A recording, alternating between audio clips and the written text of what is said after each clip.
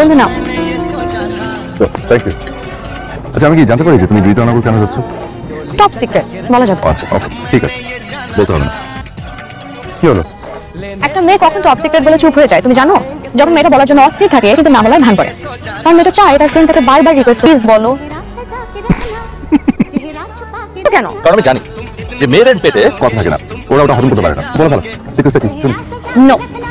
Please please please please please বলো। এত যখন রিকোয়েস্ট করছো তাকে বলাই যায়। কাউকে বলিনি। কে? আমার বয়ফ্রেন্ড। বয়ফ্রেন্ড? সিটি লাইফ আর ভালো লাগে না, তাই হৃদয়নগর থাকে। ফেসবুকের কবিতা পড়ে আমার এত ভালো লাগতো। নেক্সট মান্থে ওর বার্থডে, তাই আমি ওকে সারপ্রাইজ দেওয়ার জন্য বাংলাদেশ এসেছি। ও আমাকে দেখেছে, কি সারপ্রাইজটাই না হবে।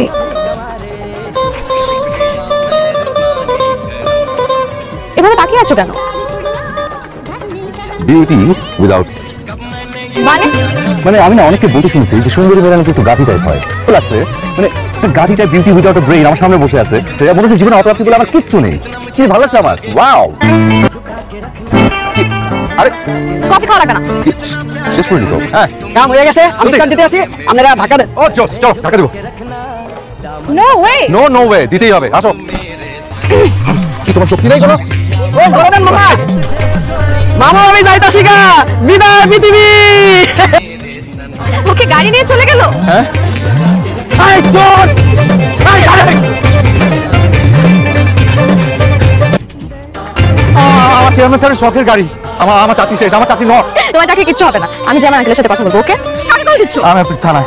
তোমাকে বললাম না আমি আমার আঙ্কেলের সাথে কথা বলবো। না তুমি না প্লিজ প্লিজ দয়া করে আমার চাকরির সেফটি একটু দেখো। হ্যাঁ ওকে। আমি তোমাকে তো বললাম। Died every day waiting for you darling.